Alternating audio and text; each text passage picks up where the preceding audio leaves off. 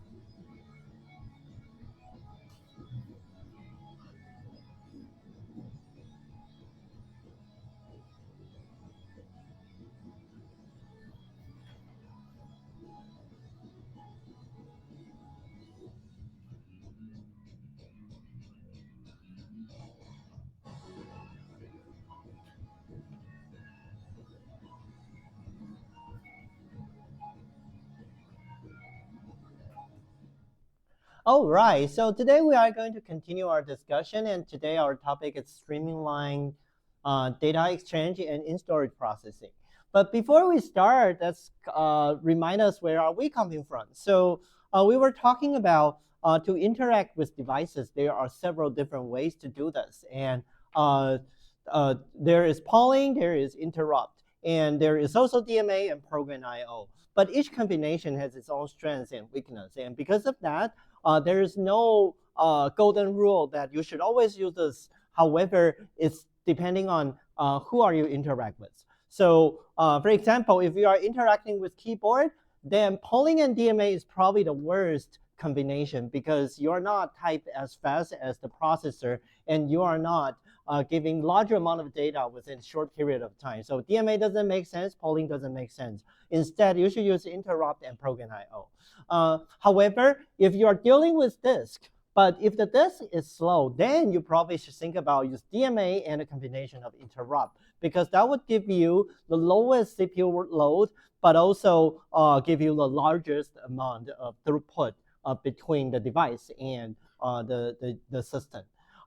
However, if you are dealing with a device that is relatively fast with small amount of data that you have to deal with every time, which I cannot really think of at this point, but maybe some control signals, for example, you probably want to use polling and PIO. However, if you are really having a very fast device with large amount of data that you have to deal with every time, then polling and DMA is probably the best choice. And we were talking about one of the most frequently interacted peripheral devices is potentially disk. And historical reasons, so we label all the data blocks that a storage device can store using logic block address. And in hard disk drive, this logic block address has a persistent 1-1 mapping between the logical block address that presented in your system and the physical locations on your hard disk drive. And and because of that, and you know that the history that we have been living with hard drive for a long time, and even true for now. So as a result, most of applications still leverage the entrenched block abstraction between the device and the application. However, it's always difficult to change users' behavior. So as a result, even with new technologies, for example, flash memory, which is probably still the most convincing one to replace or say live together with hard disk drive nowadays, still also use the block abstraction between your application or say your software system. However, as we learned in the last lecture, flash memory has a lot of abnormal behavior that distinguishes itself from hard disk drive. So as a result, you need to perform garbage collection inside the flash memory SSD. But what does that mean is that there is not always a 1-1 persistent mapping between a logic block address and your physical location, because every time when you perform garbage collection, your data may change its location. And every time when you perform an update, instead of update the exact physical block that you are currently occupying, we just give you a new one and take back the old one. So that's pretty much the process, the management in SSD. And because of that, you need a mapping table, and between the logic block address and the physical location, you need garbage collection in SSD.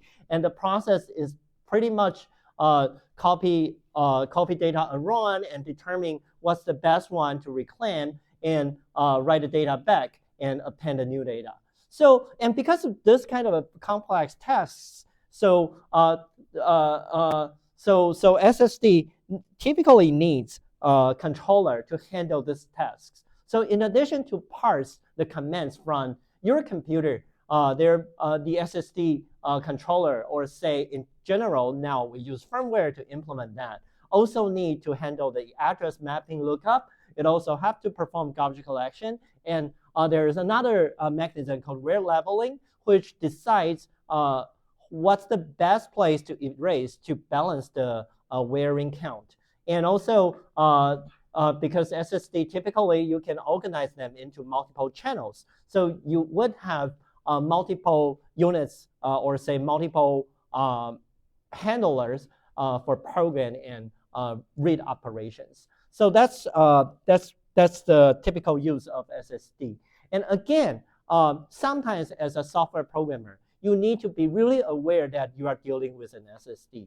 Otherwise, there are already several cases that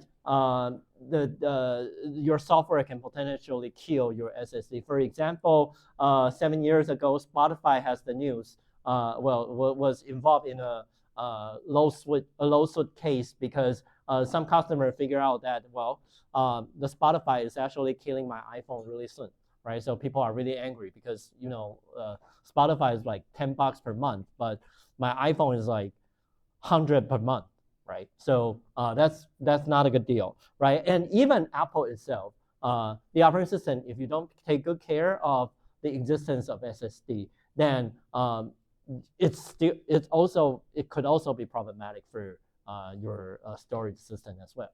So that's where we are in the SSD. And today we are going to continue our discussion on the SSD and also new opportunities opened by the era of SSD in terms of accelerating computation. But before we start, right, again, let's go back to look at this. So I keep saying that we are living in a world of PCIe interconnect. And in fact, if you want to communicate from one end to another in the PCIe, which is internally in your computer nowadays, is indeed like an internet. So the left-hand side is the topology of your system interconnect nowadays. And each peripheral, for example, an SSD or a GPU, can be a PCIe endpoint. or even a PCIe switch or some kind of controller could be a PCIe endpoint. However, if two endpoints they want to talk with each other, it's typically that you have to go through several segments of the PCIe. So that's pretty similar to internet nowadays. And because of that, PCIe also follow a very similar layering structure as internet. So the right-hand side is the protocol stack of PCIe. So they have the device core logic, they have the PCIe core logic interface. They also have the translation layer, they also have the link layer, and also the physical layer. So similar to the idea of internet, you know the physical layer is deciding the signals on the wires. And the link layer is negotiating each link in this PCIe interconnect. And the transaction layer is more about the end-to-end, so you can consider it as some kind of routing layer, deciding how to send your packet to somewhere else.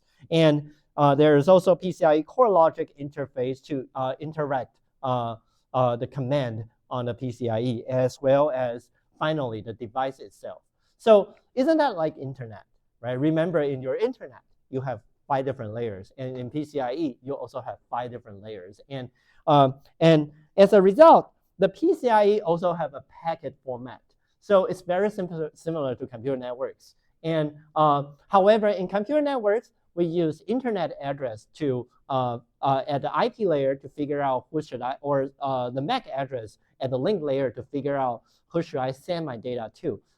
However, in PCIe, we replace that to be a memory address. So a memory address become the identifier, or say the unified address of all devices in your system. So that's the idea of PCIe.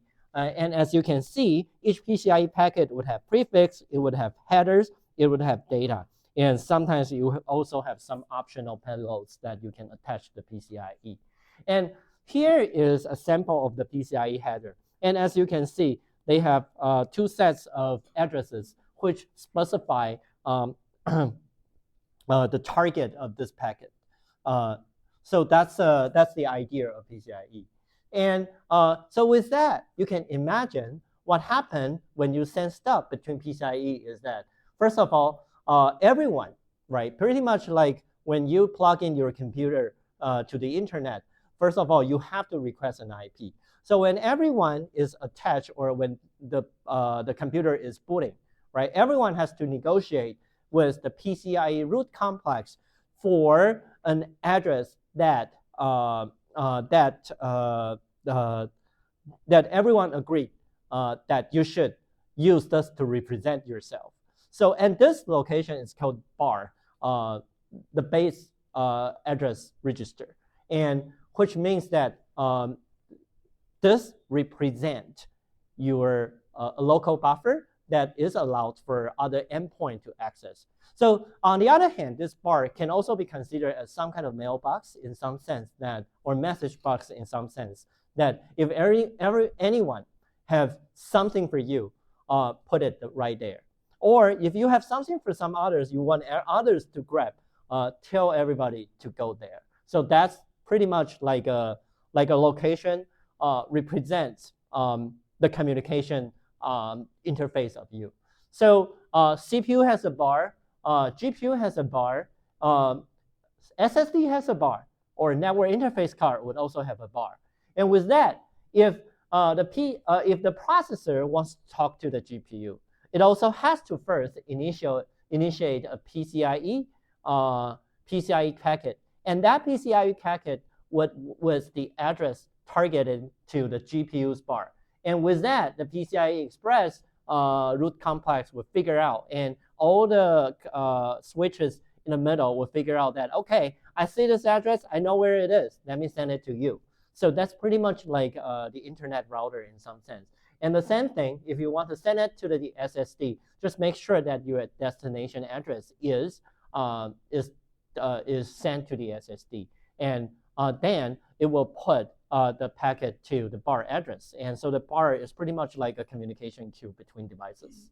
So and on the other, so that's the idea of PCIe. And if you are familiar with the recent events of SSDs, you would always hear the word NVMe.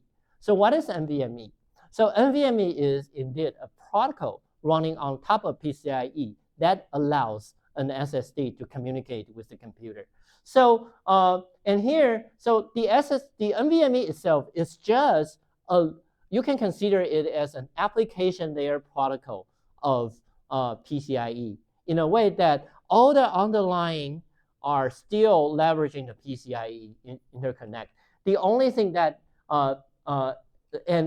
NVMe is just the payload of the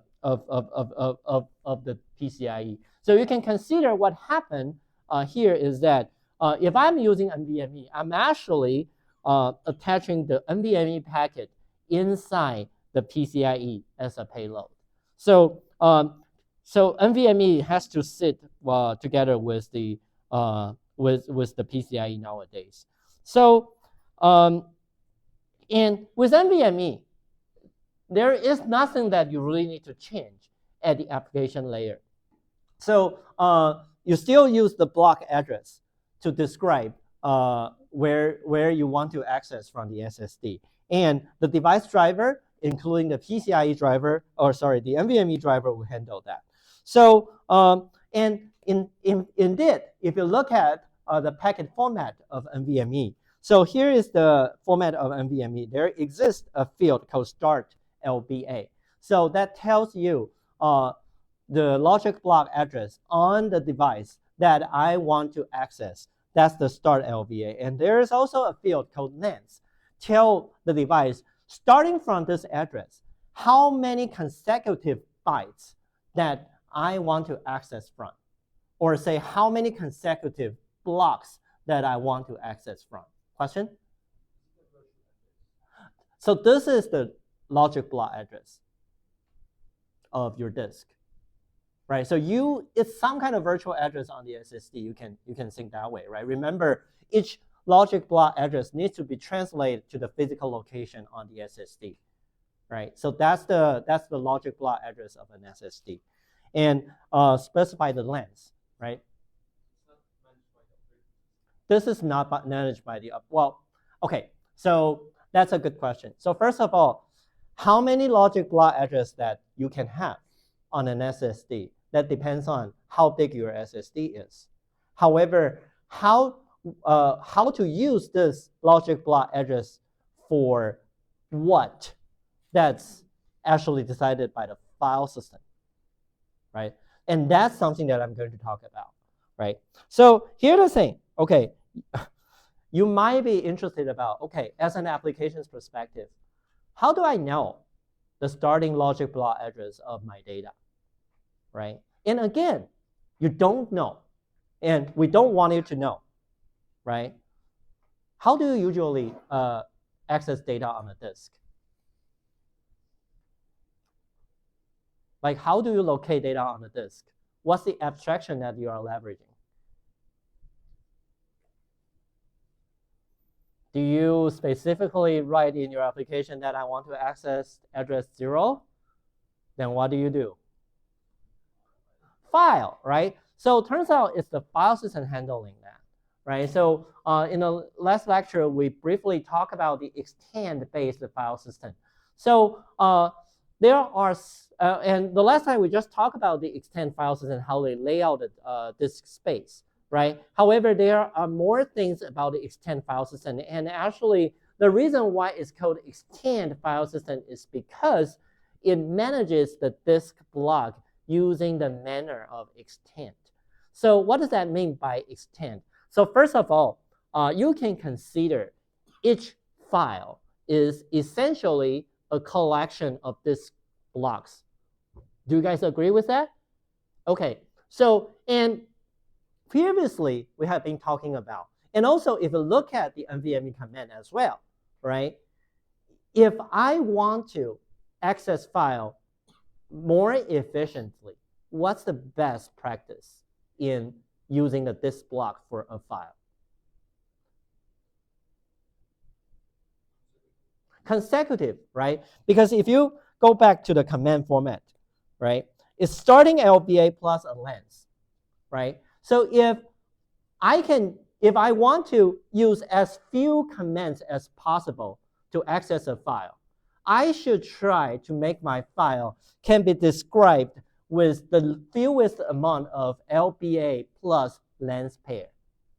Agree with that, right? However, if these blocks are spread out, for example, I only have one block after each address, then you would have to generate the number of requests that's equivalent to your number of blocks on your disk, right? Which would cause a lot of overhead when you are accessing data. And the other thing is that the DMA controller is completely useless in this case, right? So the best practice is actually, okay, if I can make everything consecutive, right? Like I can use just one starting LBA and the total length of the file, then theoretically, I can just issue one command, and that one command will give me everything, right? And that would actually have the lowest CPU overload because CPU only need to send one command, and DMA would take over the rest. However, in practice, that's very impractical. Why? Because sometimes you erase data a lot, and sometimes you won't be able to find consecutive logic block address that's available for you to use, right? So it turns out the extend file system is an intermediate, take an intermediate approach. So it knows that it's very difficult to find consecutive locations on the disk to store all the content. So it goes from it. So it yields a little bit in a way that, okay, so what if I try to find as consecutive as possible? And if it's not consecutive, and each consecutive section of the file locations are called an extend. So that's why for each extend, it starts with a starting address and a size. And if this extend itself is not sufficient enough for me to store the whole thing, then I would try to find another consecutive space to store the remaining until I store everything. So you can pretty much imagine that with extend-based file system, your file is pretty much like a linked list, a list of extends, right? So like here, the example is like, I have a file called a.txt. It starts with here, and then consecutive until this point. However, this part may not be useful for me. So then I jump to another location and start another extend, right, until I store everything. So that's the idea of extend file system. And that's actually the most frequently used file system idea in Linux system nowadays. So here I have a pieces of a code that I can show you how that works. So in fact, in your system, there is a few file system calls that allow you to do that. And here I'm using the FIE map file system call, which is the file extend map. So here, what I'm doing here is that, okay, I take a file descriptor, which you can create using an fopen, and then I would take the structure and create a list of sectors and return it to the user. And first of all, when you open a file, you can use an fstat, which would give you the metadata of the file. And that metadata would tell you how many blocks that file contains. So with that, I can get the number of blocks that I have, and with the size and the block size of the file is using. And then I would have an idea about, okay, how many total blocks that I have. And I created that structure to store all the addresses. So that's the beginning part of it. And then here, I'm just going through an FIE system call. So if you want to invoke a system call in your application, that's possible. You just need to use this IOCTL interface. And with the file descriptor and the files, the system code that you want to invoke, and the system will perform that operation for you. And here, the one that I'm using is the FIE map, and here is file extent map. And then if you don't use FIE map, there is also another system code called FIB map, file block map, right? But since this is an extend file system, so FIE map makes more sense. So what would happen is that it would return after this file system, the system call, it would return everything within this FS, and then within the FS, it would tell you how many extents you have, and then you traverse each extent. It will tell you the physical address, which is the starting address of your extent, as well as the length of this extent. And then I output everything. So here in the demo, I am, okay, so first of all, let me compile the file. And then here in the demo, I try to find a large file that I put on the disk. And it turns out it's a CUDA driver, which is great, right? So with this CUDA driver, I believe it's several gigabytes. And with this several gigabytes, it takes 46 extents on the disk to store. And as you can see, in the very beginning, the first 6 extents, they are pretty consecutive to each, they are pretty close to each other. And each of the extent has 8 megabytes of length. So that's the first few extents. However, if you look at the 7th extent, the address jumped to another location. And then it's still 8 megabytes, but then there's a discontinuous here, and then you got like a 24 megabyte extent. And so this 8 and 9, they are 24 megabytes, and then 8, 24. And when you keep going, you also find some extents that are really, really large. Like this one, you got like a 1.8 giga or 1.6 giga something extent, right? So extent can be large if you have good enough space on your disk. But it also tells you, right? It's very difficult on your disk to find consecutive logic block address to store data. Otherwise, it won't do things in this way, right? And sometimes it's just because, as we mentioned before, the extent-based file system, they also have the block group concept, which they want to spread out the risk of losing data. So they also they have to periodically insert the super block as well as the metadata everywhere in the disk.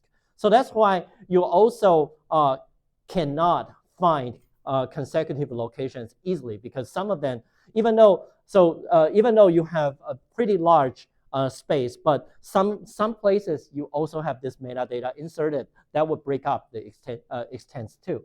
So that tells you, right? Like, okay, first of, and here you see another break in your extents, right? So this all tells you that even though you have a large file, your large file may be break up into several different segments, and some of them they are linked together, some of them they are close by, but a lot of them they are not.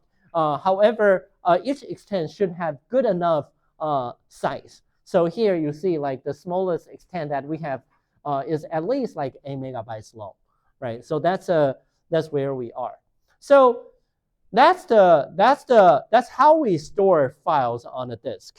And then the next question is, and we also know that, okay, the NVMe, each command is actually look like the packet format that I have. So the basic idea is that to describe the data you want to store, you should at least give it a starting location and the length. And as you can see, because the length must be consecutive. So if you have this many extents, it also tells us that to access the whole file, you should at least have like this 47 commands, because you have 47 extents, right? So that's the actual operation of each NVMe command. So you can imagine, okay, in the most optimal case, each NVMe command will give me the content of an extent. And the next thing is that what happened after I generated those commands. So it turns out that NVMe has a queue model that after you generated a command, I would enqueue your command to one of the command queues. And the design of NVMe, they actually, if you look at this, they actually allocate a queue pair to each core on the processor side, on your main computer side. So if you have a 16-core processor, you will have 16 different command queues, different pairs of command queue for you to submit your command. And once your command is done, it will be returned to the command queue.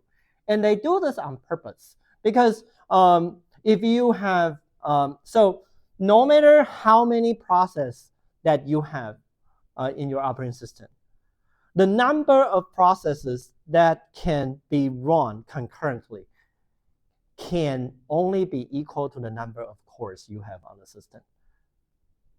Because each core has only have one set of register to record the page table, to record the program counter. So the number of cores you have are the only available number that you can run processes concurrently.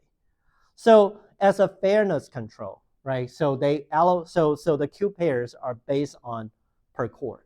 So every process that's currently running would have its own core pair. Question?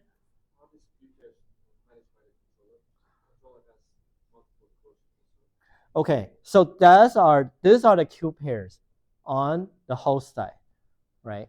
But on a controller, you'd also have a certain amount of queues, right? So then that's another thing that your controller will handle. So typically your firmware, once it has so that's why in your firmware, right? Every time, every cycle, it would fetch command from one of the queue pairs, and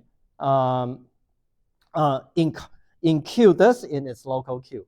And it parse it. After it parse it, it will figure out which core in my controller or which channel should I send this command to, and then include this command accordingly to the controller that controls the channel serve the data access request. Is that clear? Okay, so here's the thing, right? It's interesting. So here we allowed multiple processes to parallel submit the command. However, on the device side, when you access those queues, you are access them in an order, and then sequentially examine them, and then distribute them in parallel, right? So my question would be, well, actually, I think I kind of like talk about this a little bit, but why do you think the NVMe take the multi-queue design?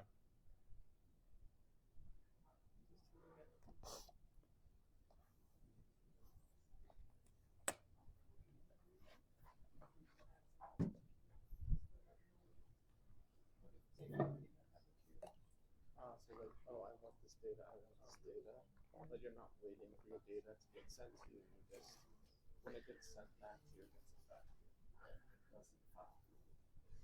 So you can start working on something. That's right. I came a little late.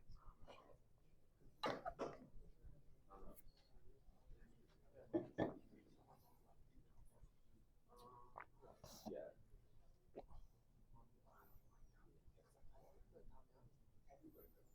Yeah, because it's very difficult to set it. Yeah, that's not really get let's basically rebalance. Yeah. How about your approach? Yes, you don't want something to basically have to play on the other, or one just processes just one guy. So there has to be a distribution of how your queue receives, right? Not use process, but control that uses the process, right? Like, there has to be like something to do. Actually, way to distribute. Like, because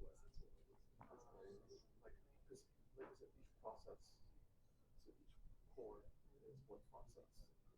So you have a multi-queue allows you to essentially have a way for you to balance, I guess, who is getting used. Yeah. Also, sort of takes advantage of like each core's handling like one queue, right? So if it was just like a one queue by itself, you wouldn't have like say like 8 cores working simultaneously. It would just be one,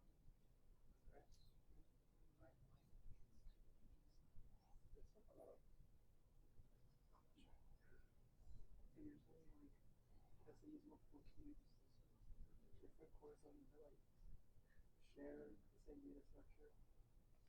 Or like really basic parallel to like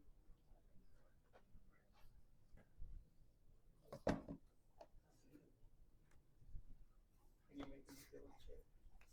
You don't sound sure. You don't sound sure.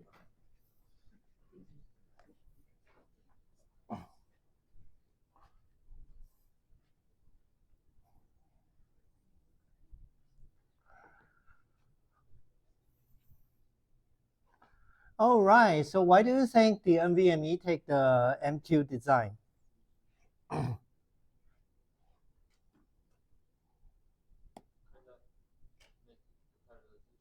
Parallelization, but why parallelization is a big thing in NVMe or in SSD in general? You have bigger bandwidth, but how that bigger bandwidth comes from?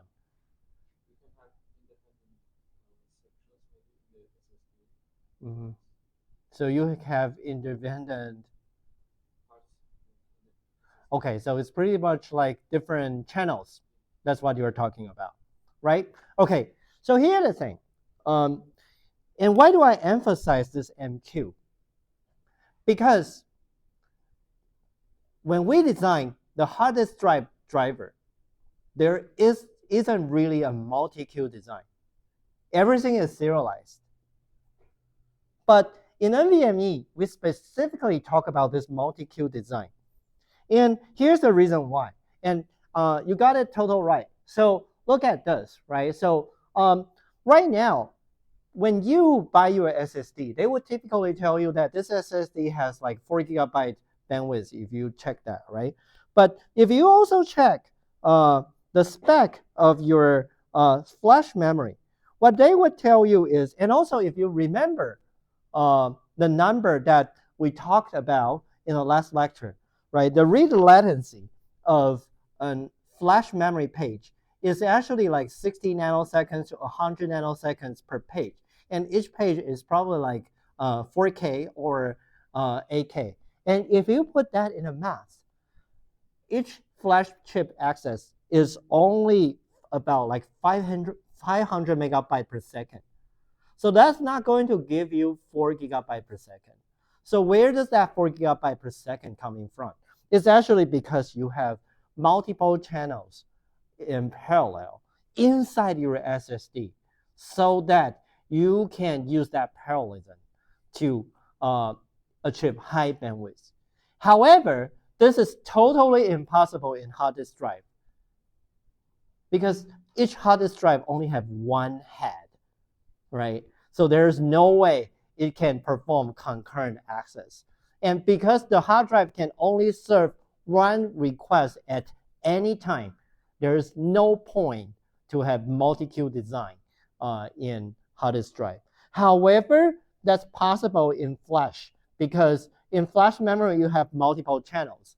And in fact, on the device itself, it also have a queue that accepts those requests from different queue pairs, and the queue depth is typically as deep as like 4K to 16K. So it means that in an SSD, by default, I am allowed to handle like 4K to 16K commands concurrently.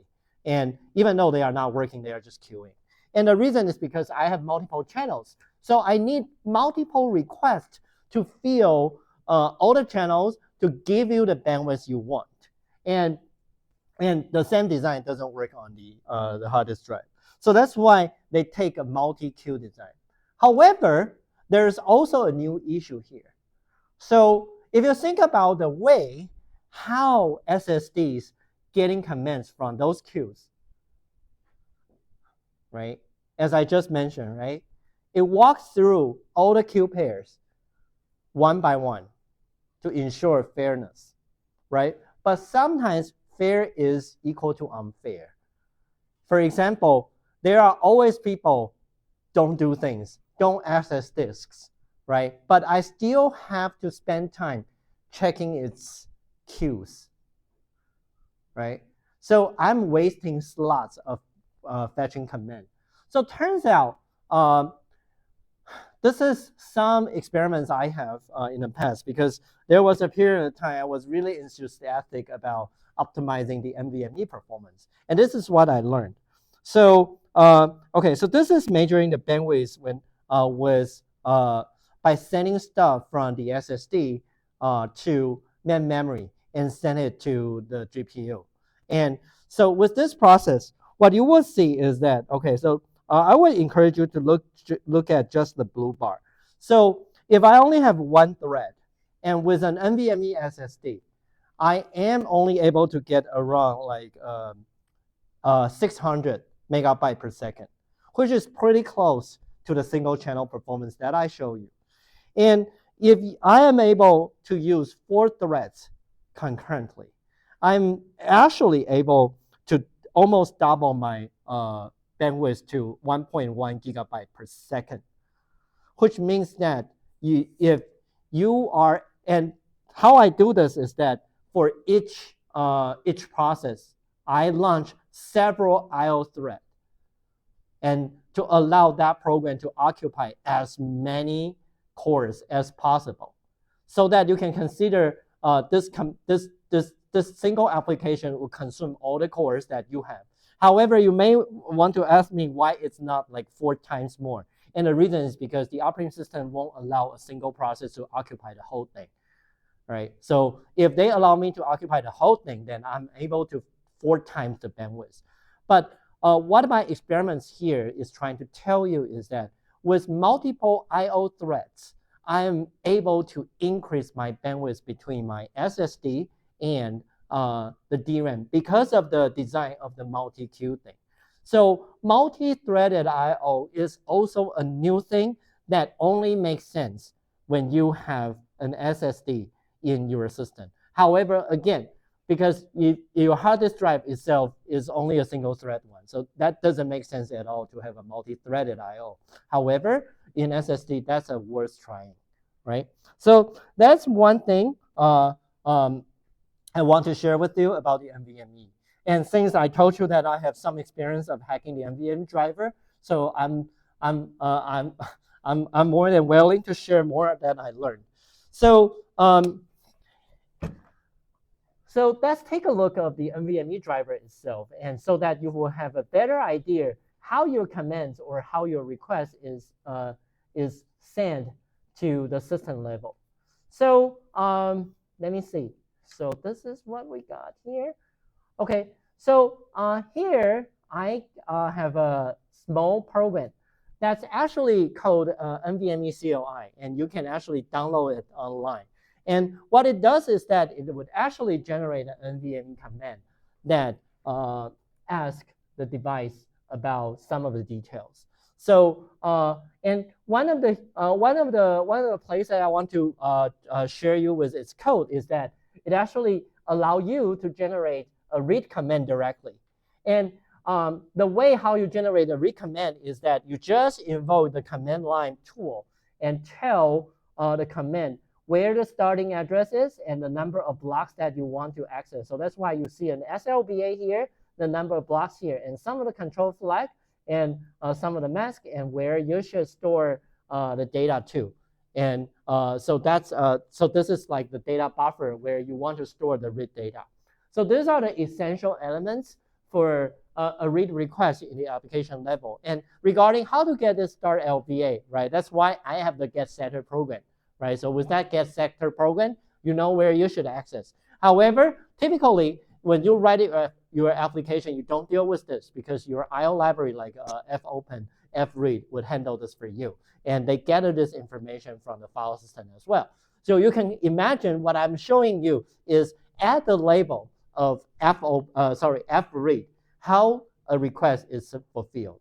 So for example, right now I am using this NVMe read command to get something from the SSD, and then it will generate an NVMe read command. So here's the pieces of a code, how an NVMe read command is generated. And as you can see, it exactly fill in the data structure that's identical to the NVMe packet that I just showed you previously, right? Remember that? So we do have the metadata buffer location. We have the data buffer location. We also have the SLBA, meaning the start LBA. We also have number of blocks, tell people about the length of your data. And some opcode. So this opcode stands for, is this a read command, write command, or something? And then once you're done, again, we say IO_COTL is the interface, how an application can invoke system calls from the system. And this IO_COTL command that we are using here is the NVMe submit IO command, right? And then once your NVMe, once your kernel receives that, and your kernel would see, oh, this is an NVMe command, then it would call the corresponding kernel module, kernel driver to handle that command. And so then it will send to the NVMe driver. So part of the NVMe driver, they would have the code to handle that command. So here, I'm showing the part of setting up the command. And somewhere here, you will see, yeah, I would have the read-write command handled through this function.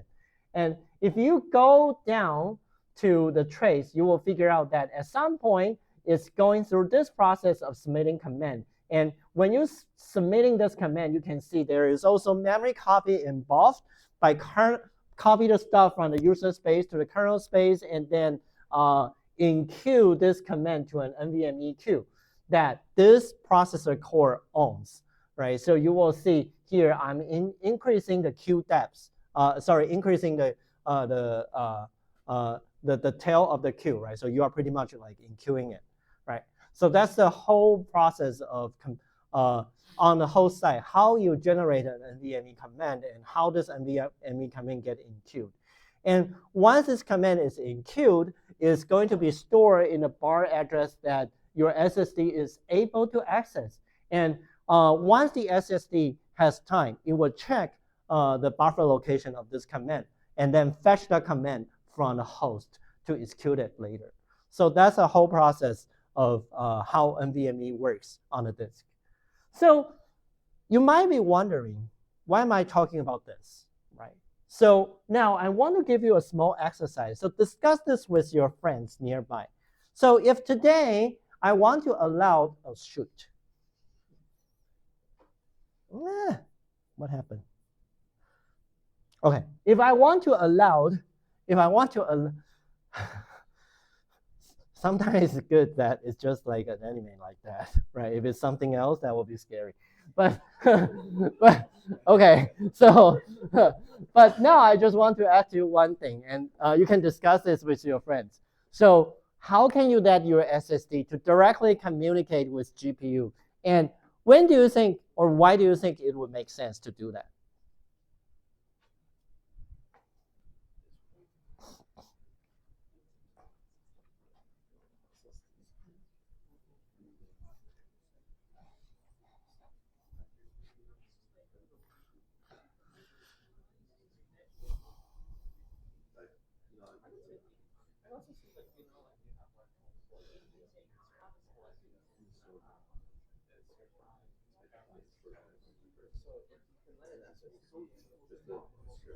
You'd set up various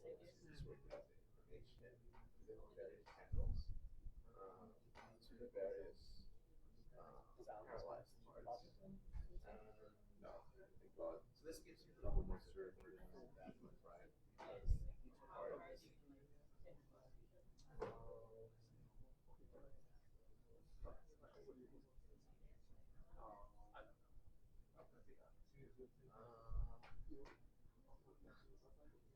I get why. Like you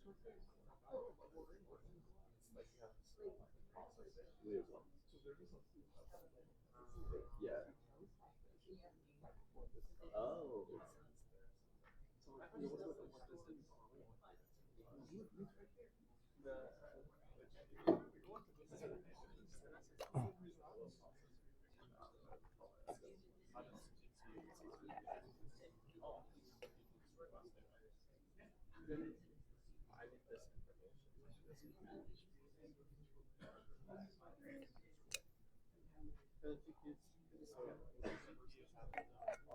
I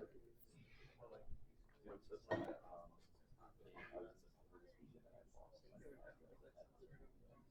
Obviously, it's not like it's real, some sort of actual business. What? Yeah. No, it's in probably all of them.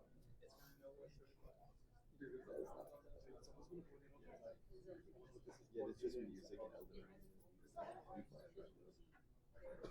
Yeah. And so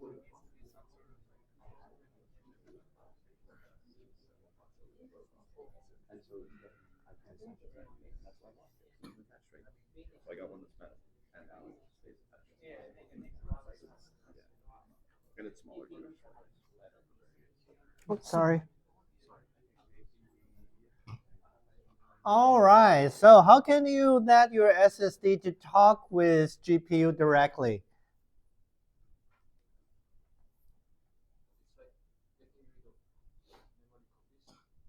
Getting rid of memory copies, but how come?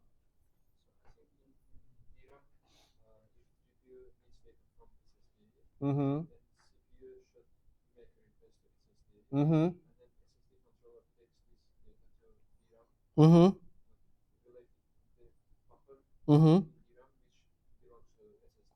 Mm-hmm.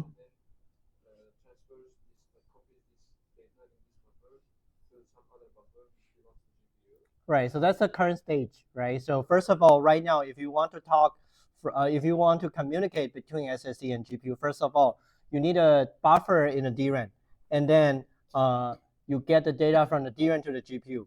But then CPU has to send command on the both sides, and both of them are PCIe or an NVMe commands, right? So that's the current progress. That's the current way of doing it. So how can you make the communication direct? Mm-hmm. But how?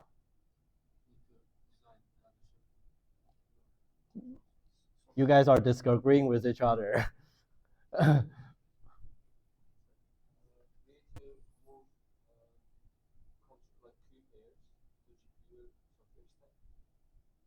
Okay, so you are thinking about having a queue pair on the GPU and having a GPU initiate a command. But do you think GPU can do that? Both are I/O devices, right? So who can send that command? Where does the driver running? CPU. So you still have to use the CPU to generate the command. We get rid of the buffers. Okay, then what's after? You can have buffers in the GPU. So how do you create a buffer in the GPU? What? Mm-hmm. Okay, so a few things that are interesting here, right? So, and I think you guys are get all the big picture now. So first of all, we know there is a buffer in the DRAM, but we don't want to use it, right? And a few things that we want to mention here is that both GPU and SSD, okay, so interesting. So because our operating system is not running on a GPU or SSD, and in fact, there's no like a controller code running on top of it, and there's no way the GPU would know where your data is, right? So it turns out you still need the operating system to generate a command for you. So the command is still generated here. Okay, so now the second technical issue is, what kind of command should I generate to that the SSD get stuff from the from the GPU or send stuff to the GPU?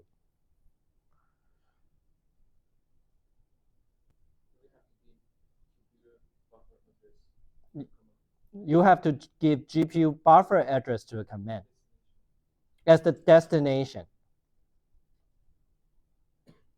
for, and this command should be sent to, right? So here's the key, right? So if you want to initiate any communication between GPU and SSD, all the commands must be sent to the SSD. So here, GPU is always a passive endpoint. In a way, it's only serving the request from others. And SSD should be the one initiate the transaction between these two PCIe endpoints. However, and that's why NVMe is valuable. And I believe there must be and so what happened here is, okay, as many of you will be imagining, right? And as we can tell, okay, so that's why we need to walk through this NVMe driver. Because if you look at this, right? So, okay, maybe I should do this really simple. So if today I want to support direct transfer from the SSD to the GPU on both sides, looking at this, so for example, this is an NVMe read, right? So what does that mean is that I'm reading something from the SSD and send it to somewhere else. So how can that is sent to the GPU directly?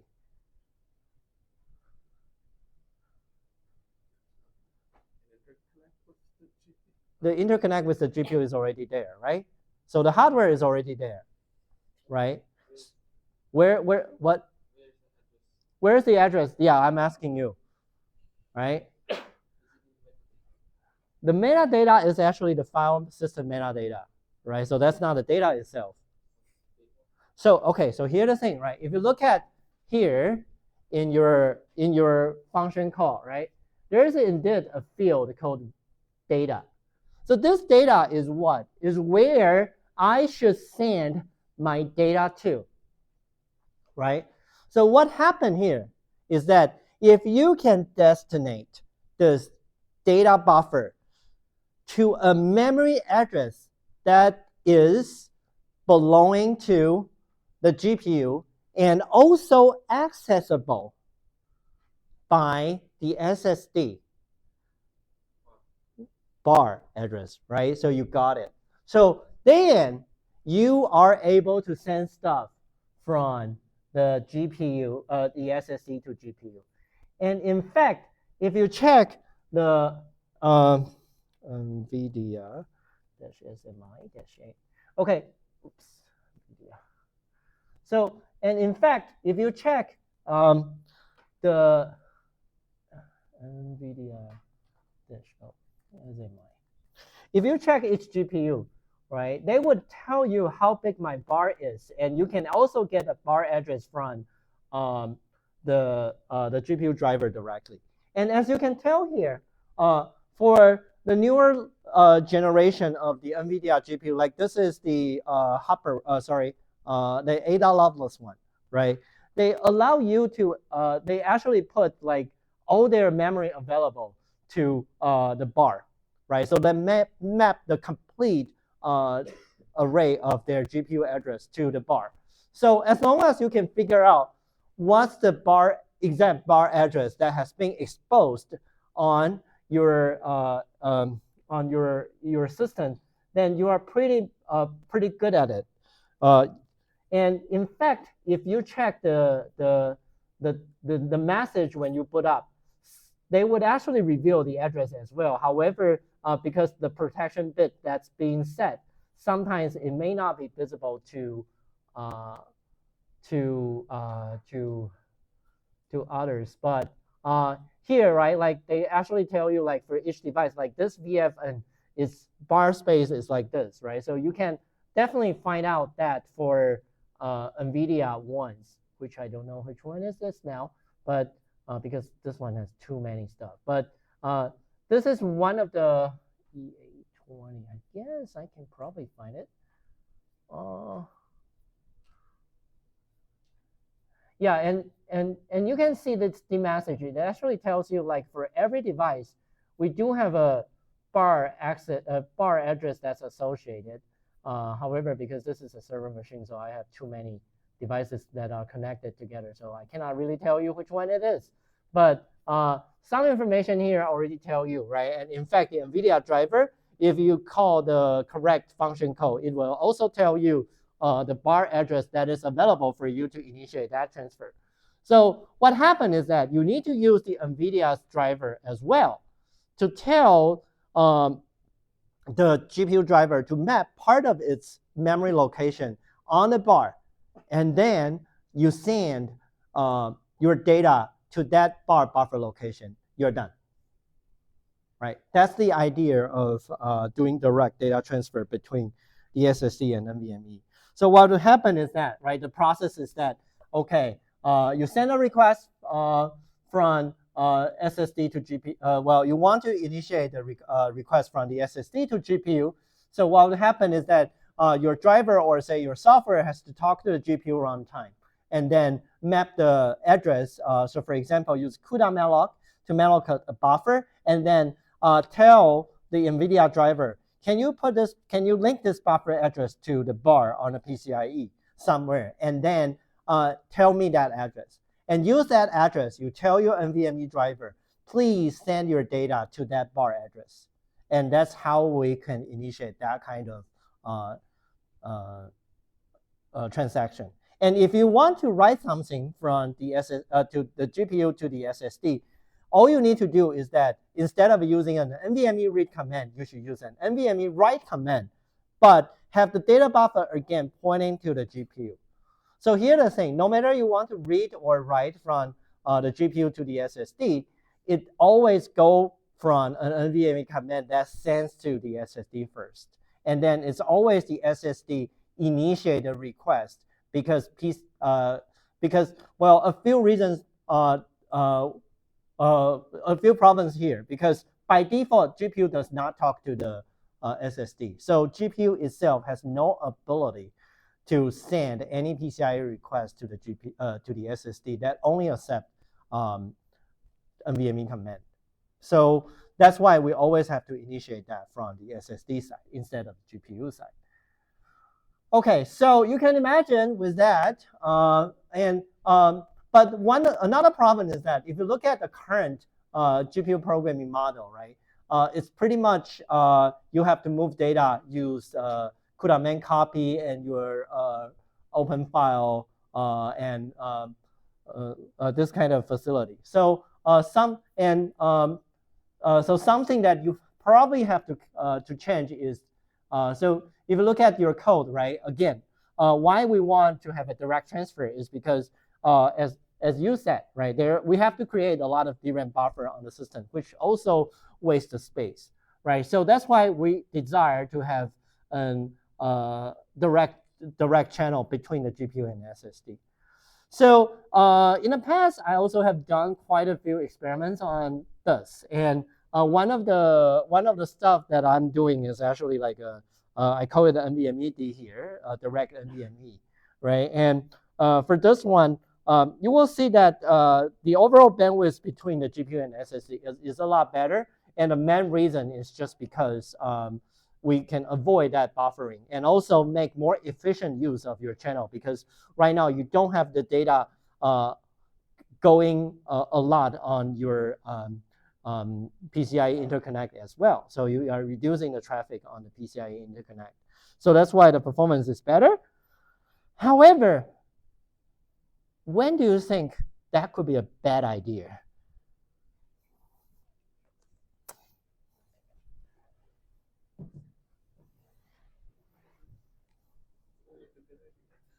Always a good idea? Is it always a good idea?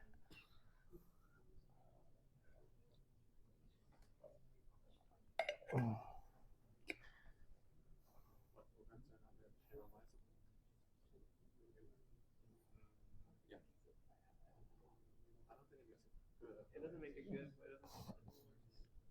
Can it?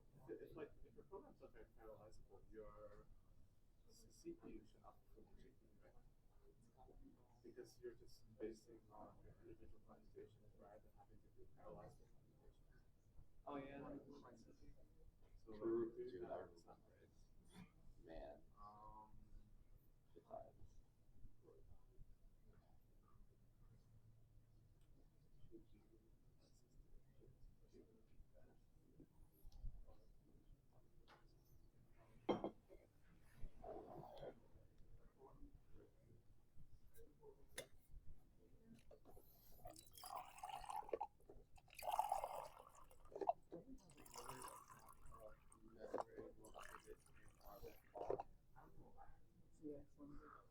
So I think it gets offered, it's not offered plenty expensive. I wonder Like if that.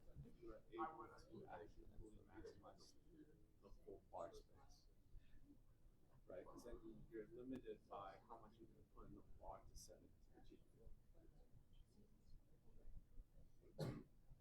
Because imagine if we have a device which basically you're kind of being held up inside the bar where you're not able to take in like the full amount of information. So does that overhead, added overhead, and loading it into the bar really make that big of a difference? And with the overhead,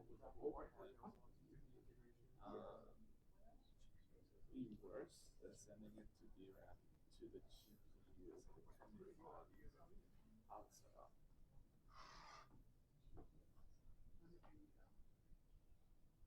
I just feel limited by the bar where the value models are.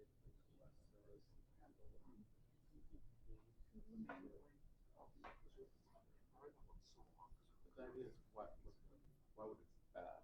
Right?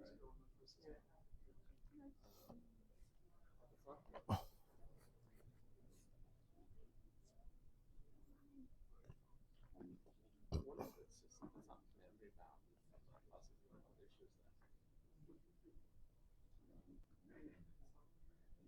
Like, if it's like processing like this big of a extra value. It should. Because if you're sending it to the CPU straight to the bar, like you take it to the CPU to the GPU, right? You're not limited by how fast you can transfer.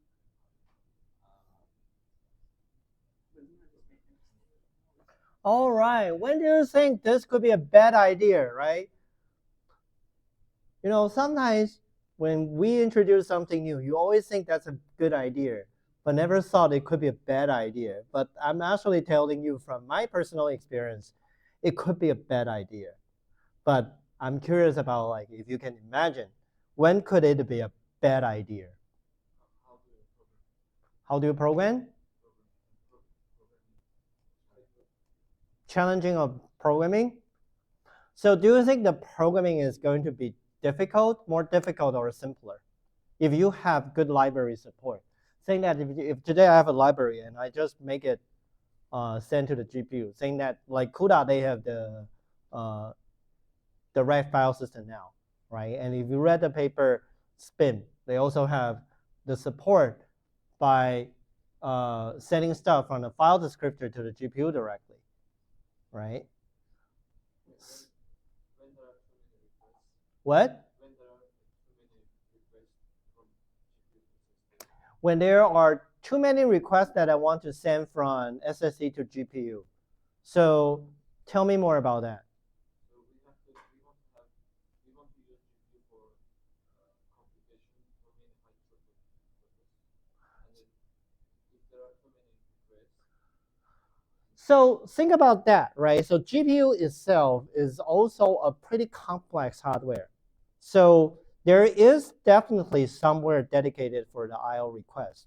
And there is also a separated memory controller, right? So if that's not an issue, what could be an issue?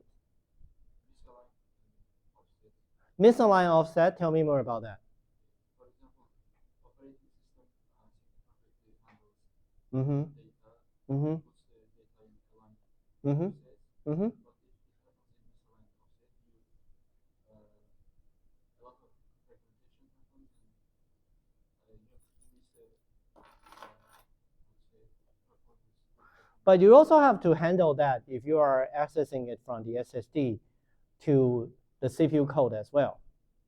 I think it's probably not much more advanced there, but in GPU you don't have smart.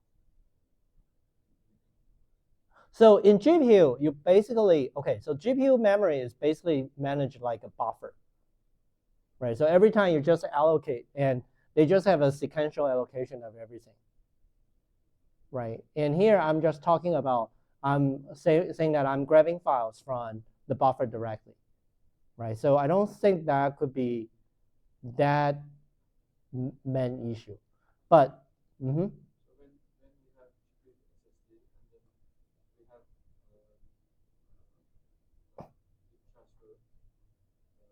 transfer of big file, like we have like terminal address. What if like we want to also access SSD from the CPU? say again.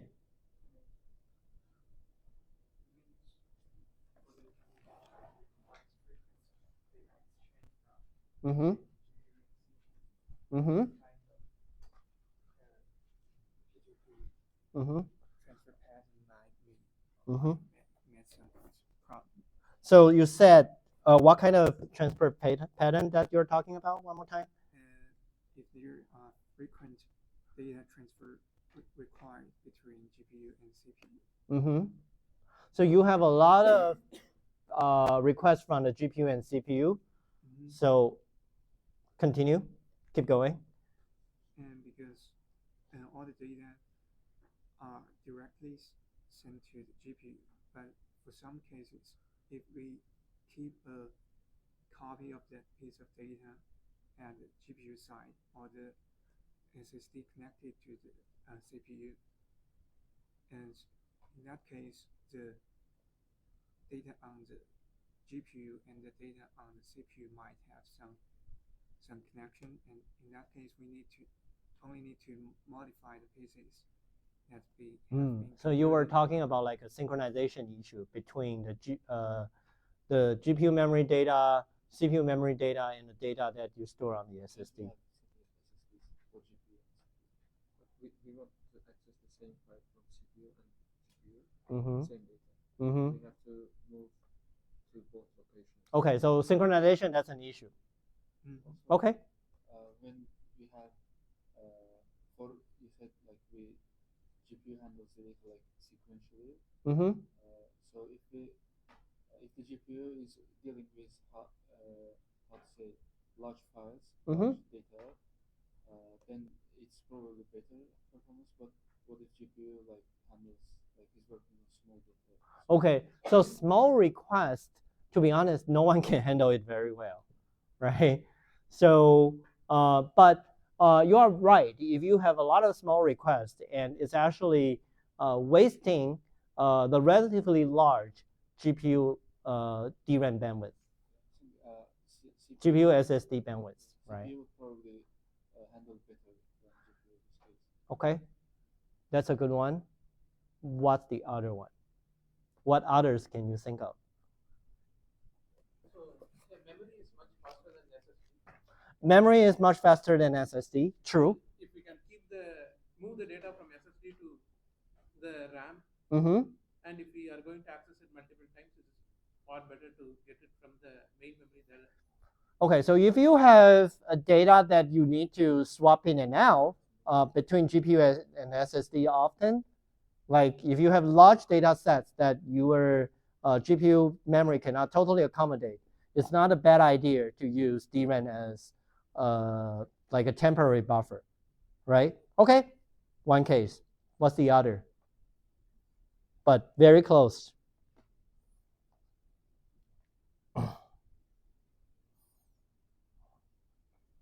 So another thing that I can think of is actually multi-threaded, multi-program system.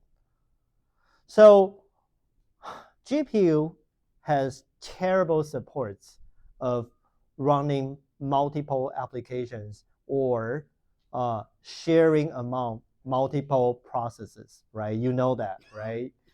So what happened is that if one process is occupying the GPU, no one else is allowed to send stuff to the GPU. So what does that mean? If currently the GPU is occupied by one application, then the GPU SSD transfer has to wait until that process voluntarily yield the GPU the resource. Can't we just assign one thread per world to handle this? Well, that has, but what I'm saying is like a different process. Right, so saying that, okay, today I have multiple processes that I want to share, I want to run in the system, right? So what happened is that the whole data transfer process would be blocked until the GPU kernel that is currently running finish, right? But if you are not using the GPU direct, you could actually use the GPU, actually use the main memory as a buffer and copy it over from the system main memory to GPU later and overlap that disk access with the kernel that is currently running on the GPU.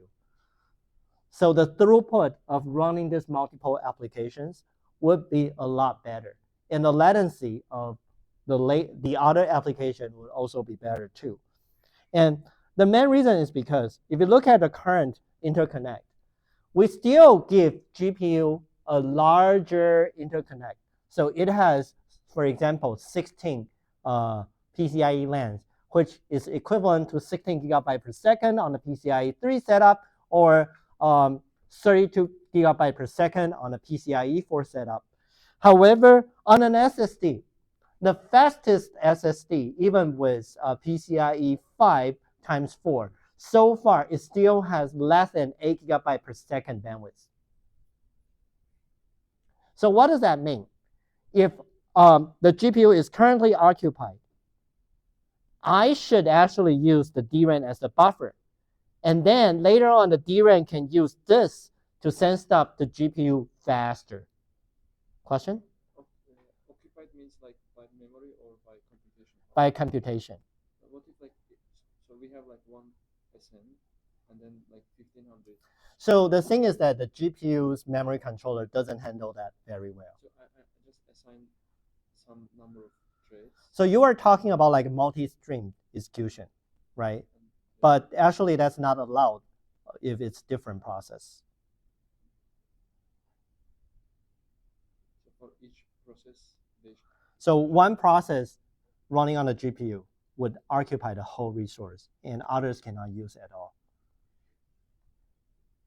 So that's actually the drawback of GPU Direct.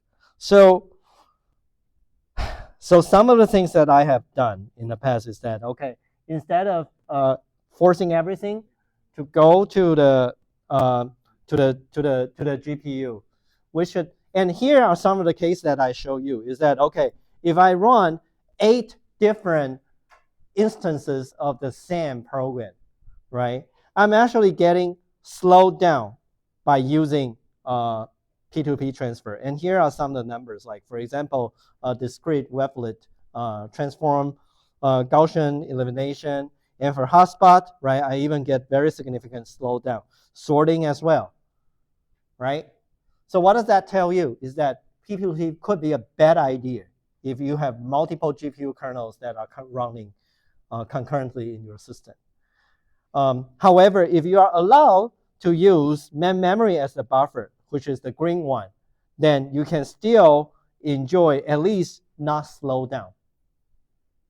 And on average, you will get some speed up, right?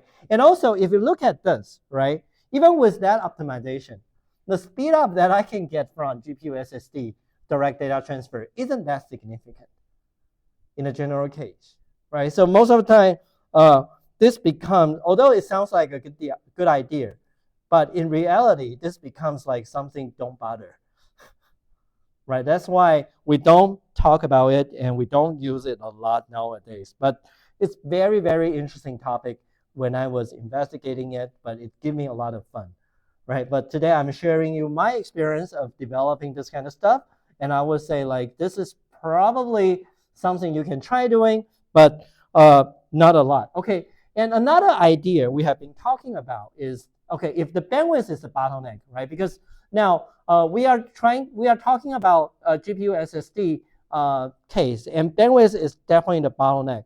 So one of the idea that we have been talking about is that can we be more creative? So for example, can I use data compression to improve the performance? So here, I'm actually give you some demo of that.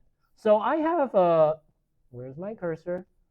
Okay, so here I have some code, and I use LZ4, which is one of the fastest compression algorithm nowadays. And NVIDIA also support this in GPU. So what I'm doing here is that I compress the data before I want to send the stuff to the GPU. And you can imagine that data is already compressed on the SSD. So the whole process will be streamlined. And then the GPU would decompress it. So here's what I got. So first I run an 8K experiment.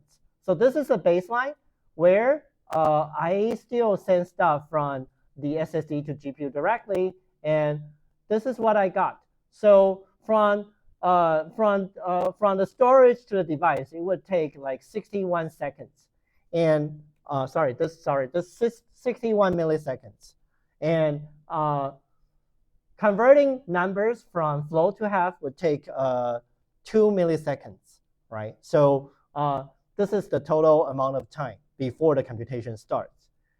Now, I'm able to use some compression. And now, because of the compression, so from the storage to the device is now only 27 from 61 to 27. Significant drop. But because I need to decompress, so it takes me about like 6 milliseconds to decompress, plus the conversion, right? So slightly increase in decompression, but huge saving, right? So sounds like compression is a good idea. Yes or no? So here I'm showing if I do it with a 4K matrix, the compression rate is actually not great. So let me show you this. So the data compression rate is actually not that great. So the data compression rate is actually not compressing at all, right? So turns out I still spend almost the same amount of data of sending stuff, but I would need more time in the decompression process, right? So that's what the demo is trying to tell you, that compression doesn't always help. So we need to be more creative. All right. So before you leave, there's one thing I want to let you know. So this is an advertisement, and this is a new talk series that I've been setting up. And tomorrow, 12:30, Winston Chung Ho, 205, 206, I invite my friend from Micron. And he's going to share his insights and guidance from industry. So if you have questions, any questions that you have in mind in terms of a career, or even what the secret weapon Micron is doing, he can try his best to tell you. But the most important thing is that hopefully you will show up. All right. Other than that, enjoy the rest of your day. I will see you next week.